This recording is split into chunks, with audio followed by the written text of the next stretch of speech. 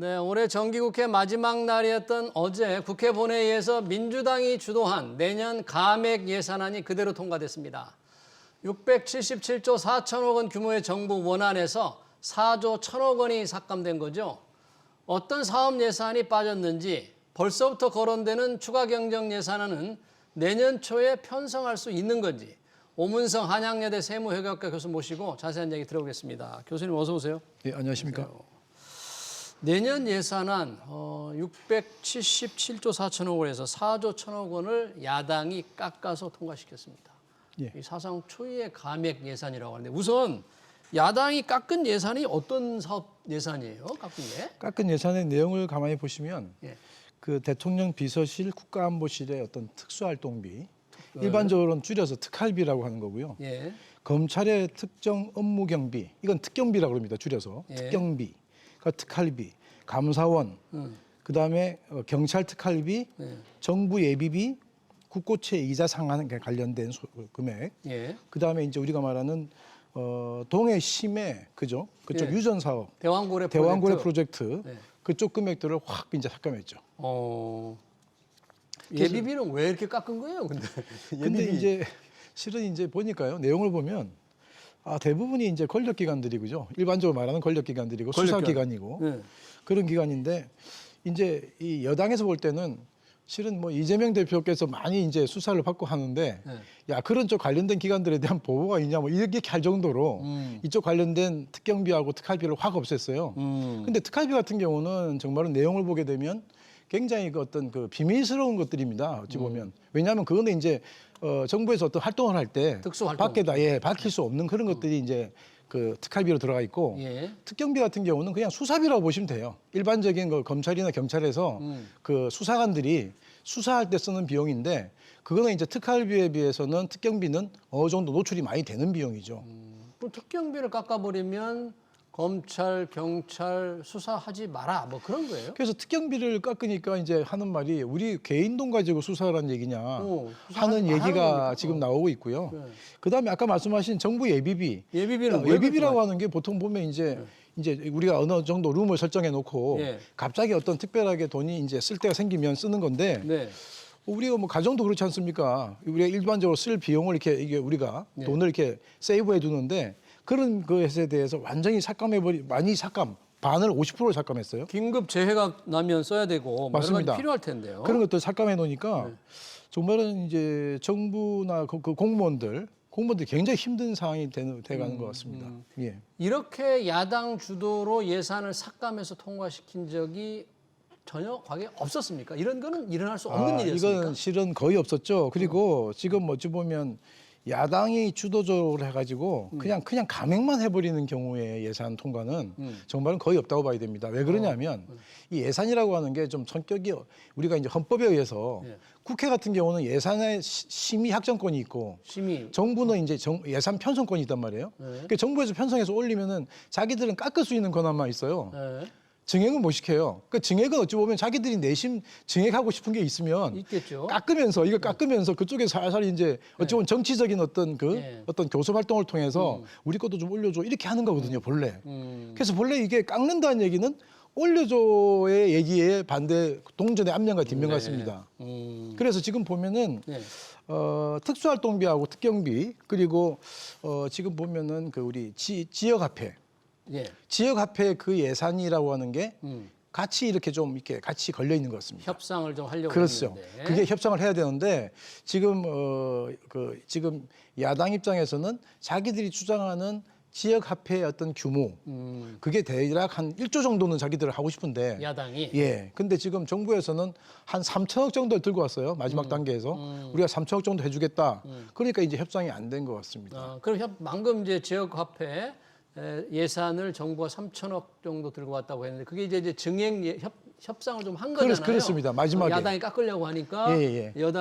정부 여당이 이제 예산을 좀 늘리겠다고 하는데 정부가 좀 늘리겠다고 마지막에 가져온 거는 뭘 늘리겠다고 한 거예요? 그럼? 지금 늘리겠다고 한 거는 가져왔던 거. 예. 지금 제가 내용을 봤는데 예. 3조 4천억 정도를 늘리겠다고 했어요. 3조 4천억? 마지막 단계에서. 네. 그래서 정부는 민주당 쪽에 지역사랑 상품권, 이게 지역화폐죠. 예. 지역화폐에서 예산 한 3천억 정도를 포함하고 거기다 다른 거 1.5조 민주당 쪽에서 요구하는 거. 예. 민주당 요구하는 게 대부분 민주당이 요구하는 게 뭡니까? 어떤 거냐면 지역화폐가 있고요. 지역화폐, 호남 고속철, 호남 고속철, 신재생에너지 금융 지원, 예. 그리고 인공지능 연구용 컴퓨팅 지원 프로젝트. 예. 요 네 개가 이제 민주당 쪽에서 요구하는 건데 예. 민주당에서 요구하는 요거까지 합쳐서 1.8조를 증액을 하고 우리는 예비비 쪽에서 예비비 등 해가지고 예. 한 1.6조를 증액을 다시 복원시켜 달라는 거죠. 예. 줄인 거에서. 근데 그게 이제 결렬돼가지고 결렬이 되니까? 결국은 감액만 하고 끝나버린 겁니다. 지금 윤석열 대통령의 이 비상계엄 선포가 몇 가지 이유가 있었는데 그 중에 하나가 이 야당 주도의 예산 삭감입니다. 맞습니다. 대통령은 이렇게 깎이면 네. 국가 운영이 안 된다, 예. 마비된다 이렇게 생각한 건가요? 제가 보면 이제 예산이라고 하는 게 어찌 보면 이제 하나의 여당과 야당, 국회에서 서로의 어떤 소통을 통해서 하나의 어떤 정치적인 교섭을 해야 되거든요. 그러니까 지금 말하면 국회에서는 그 예산에 대한 감액권만 있고 네. 증액은 어찌 보면 정부 쪽에서 알아서 좀 서로 소통을 하면서 네. 우리가 이거 깎고 누름이 생기면 이거 좀 올려주라 뭐 이렇게 해서 서로가 소통해 왔던 겁니다. 네. 근데 이번 정부에 들어와서 여당과 야당이 워낙 이제 좀 대치가 되다 보니까 서로 커뮤니케이션이 안 되는 거예요, 잘. 예. 그러다 보니까 이런 문제가 발생된 것 같아요. 그러니까 둘이서 이제 예를 들어서 우리가 우리가 결산 소위가 있고 예. 또 소소위라고 있거든요. 소소위. 소소위. 소소위라고 하는 것은 어찌 보면 우리가 뭐 그 국회법에도 없는 그런 어떤 위원회인데 그 소소위라고 하는 데는 뭐 속기록 회의록도 없다고 겁니다. 예. 속기록 회의록도 없고 자기가 밀실에서 이렇게 만나서 서로 이제 교섭을 하는 거죠. 그러면서 예전에 그 들어보셨을 겁니다. 쪽지 예산이라고. 쪽지 예산. 쪽지 예산도 전해주고 해서 서로가 그래 뭐 우리도 이거 주고받고 해서 이렇게 하는 건데 지금은 그 기능 자체가 지금 거의 마비돼 있는 상태다. 예. 지금 여러 가지 예. 어떤 환경 때문에 그게 상당히 어려운 상황으로 지금 치닫는 것 같습니다. 예.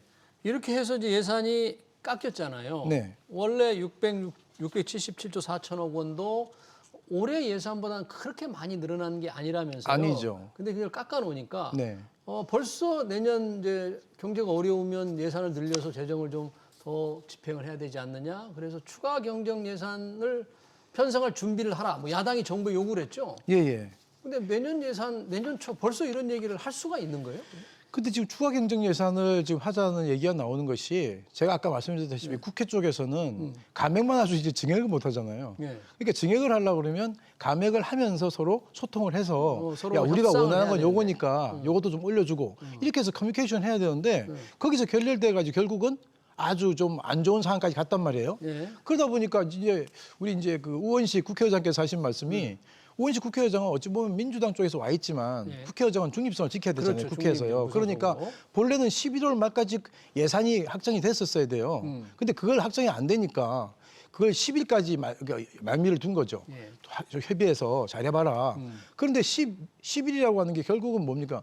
우리 정기 정기 마지막 날. 마지막 네. 날이거든요. 예. 그때까지 갔는데 그걸 할 수 없이 그냥 통과시켜버린 거예요. 네.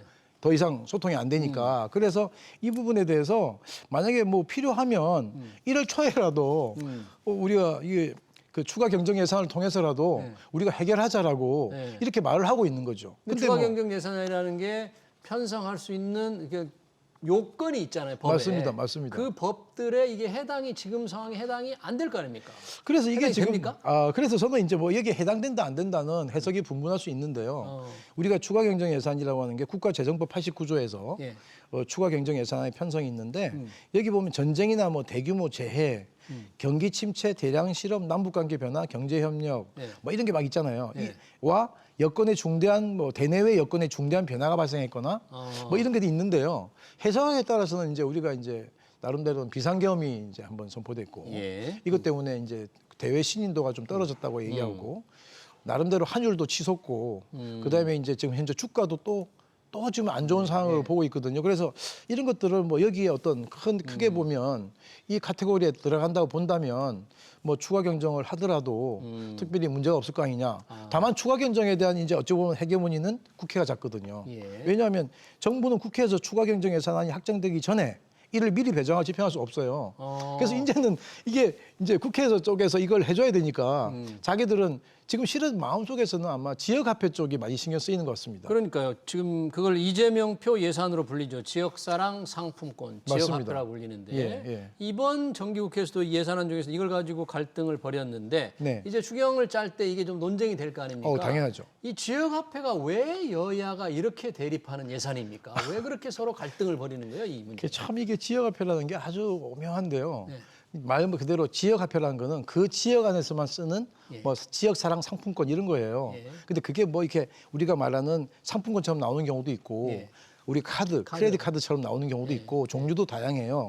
근데 중요한 거는 지역화폐 처음 도입할 때 어떤 취지라고 하는 것은 항상 다른 데 가서 많이 쓰고 오니까 그 지역에 대한 전통시장이나 이런 사람 소상공인이 힘들다. 그래서 그쪽에서 지역화폐를 하면서 예를 들어서 내가 10만 원짜리를 사면 거기서 한 6천 원 정도 깎아주고 뭐 9만 4천 원 내면 10만 원짜리 받고 이런 식이더라고요. 그래서 그걸 받아서 쓰게 되면 쓰는 사람 입장에서는 뭐 10만 원 안 내고 9만 4천 원 내고 10만 원 쓰니까 좋고. 근데 그런 예산 자체가 지원이 돼야 되잖아요. 아, 지원을 해줘야 되는 거죠. 예. 지원을 해줘야 되는데. 중앙정부가 맞습니다. 그래서 이게 지금 왜 문제가 됐냐면 결국은 예산이 필요해요.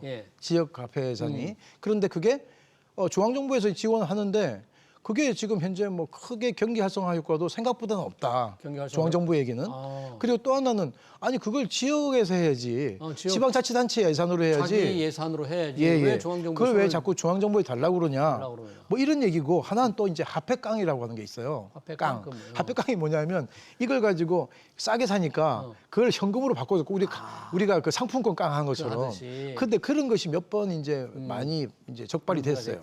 그래서 이게 그런 문제를 발생시켰다는 거죠. 그래서 여당에서는 이거 지금 그 경제적 효과도 미미하고 화폐깡 등의 문제도 있고 지역별로 알아서 할 문제다라고 하는 거고 아니다. 이거 지역 경제 살리고 하는 건데 각 지역별로 지방자치단체별로 실은 빈부격차가 또 있잖아요. 그렇죠. 수입이 많은데 적은데. 그런데 그걸 어떻게 그렇게 다 하라고 하냐 해서 중앙정부에 써야 된다. 이걸 가지고 싸우고 있고 또 하나는 이걸 우리 이재명 대표께서 굉장히 그 대표적인 본인의 역점 사업이란 말이죠. 그러니까 이제 그것도 조금 이제 서로 간에 정치적인 문제도 섞여 있지 않나 그렇게 생각합니다. 그럼 추경 편성할 때 그걸 가지고 또 심하게 아주 다툴 수밖에 없겠네요. 내년에 만약에 추경 편성이 이제 임박해 오면 저는 어차피 뭐 정치를 전공한 학자는 아니지만 이 실은 이런 것들도 하나의 협상을 통해서 어느 정도 주고받고 해야 되는 문제가 있다고 좀 봅니다.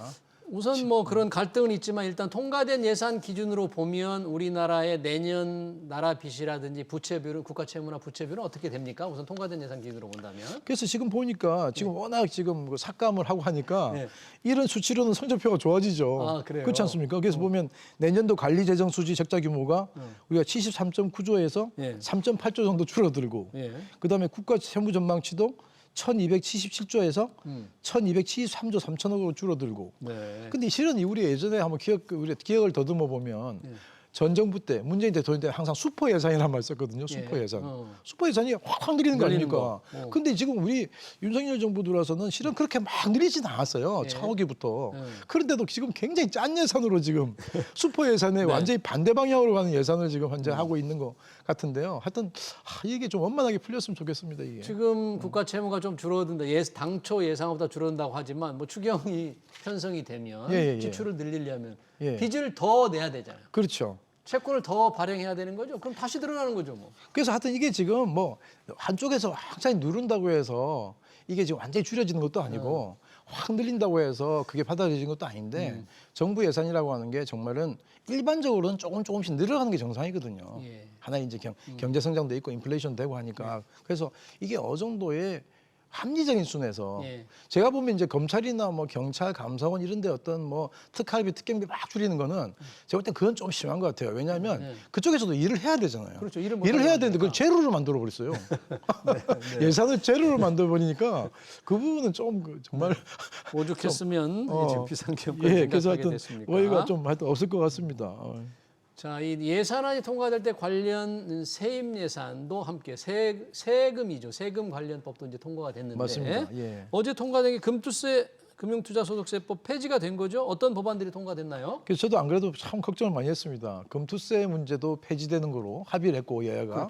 그다음에 가상자산 과세도 2년 연기해 있는 걸 했는데 이게 지금 계속 시끄러운 이제 정치적인 이슈가 생기다 보니까 이 말이 없었어요. 그러니까 기자들이 계속 전화 오더라고요. 이거 어떻게 돼가는 거냐고. 어떻게 되냐. 그래서 저는 뭐 걔도 되지 않겠어요. 예. 왜냐하면 아무리 시끄러워도 예. 이게 서로 이제 마지막에 가장 최근에 합의한 것들이니까 그래서 예상대로 통과됐습니다. 네. 금투세 폐지됐고 됐고. 가상자산 과세도 2년 연기됐고요. 예. 다만 예. 상속세 증여세에 있어서는 실은 여야가 좀 많이 대립하고 있었는데 네. 하나도 안 받아들여졌죠. 하나도 안 들어갔어요. 정부가 생각했던 건 뭐였죠? 정부가 생각했던 거는 이제 우리가 최고세율 낮추고 50%. 예. 50% 40% 낮추고 낮추고. 최대주주 할증가세 없애고 할증과세 그다음에 20% 가업 상속 없애고. 공제 같은 경우도 많이 완화시키고 뭐 이런 것도 있었는데 제가 모르겠습니다. 뭐 전체적으로 디테일하게 자료를 못 봤지만 네. 전체적으로 제가 이제 언뜻 보면은 상속세 증여세 관련된 개정안들은 지금 민주당이 거의 안 받아들인 거 그냥 아예 부결돼 버린 거죠. 그런 것 같습니다. 안 받아들이고 또 하나가 이제 밸류업 기업에 대해서 예. 배당 소득 증가액을 저율로 분리과세하는 문제도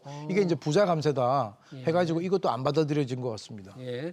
밸류업 부분은 이제 우리 증시의 밸류 디스카운트를 없애기 위해서도 필요하다고 소액주주들 예. 많이 주장했던 거잖아요. 예, 맞습니다. 예. 그래서 그러면- 이게 뭐 요 지금 배당 소득세에 대한 혜택 예. 이런 것들은 안 받아들여진 것 같습니다. 예. 그럼 상속세법 같은 경우에 이 정부가 이제 상속세율 인하를 역점적으로 추진해 왔지 않습니까? 왔었죠. 우리나라 상속세율이 다른 나라보다 훨씬 높다는 인식인 거잖아요. 정부는. 무지 높죠. 우리가. 예, 많이 높습니다. 그래서 지금 뭐 명목상으로는 일본보다는 아래지만 예. 최대주주 할증과세가 안 없어지는 상황에서는 요거 20%도 할증 또 되거든요. 그럼 60%가 되는데 정말 이거는 굉장히 많이 지금 그 학계나 실무계나 우리 그 좀 기업에서 주장을 했던 건데도 요번에 또 안 받아들여졌는데요. 상당히 이거는 좀 정말 유감이라는 생각이 들어요. 야당이 현재 다수당, 압도적 네네. 다수당인데 네. 이런 분위기라면 상속세법 개정안 다시 추진될 동력이 없겠네요. 현실적으로. 제가 볼 땐 지금 현재 뭐 정치적인 이슈가 경제적 이슈를 다 먹은 상태거든요. 지금 네. 현재로서는. 그래서 이게 지금 어느 정도 정리되고 또 다시 뭐 우리가 추진할 수 있을지 모르지만 지금으로서는 상당히 좀 제가 볼 때는 이제 불투명하고 비관적이다. 비관적이다. 예. 잘 알겠습니다. 어제 정기국회 본회의에서 통과된 내년 예산안 관련 부수 법안까지 얘기 잘 들었습니다. 지금까지 오문성 한양여대 세무회계학과 교수였습니다. 교수님 고맙습니다. 예, 감사합니다.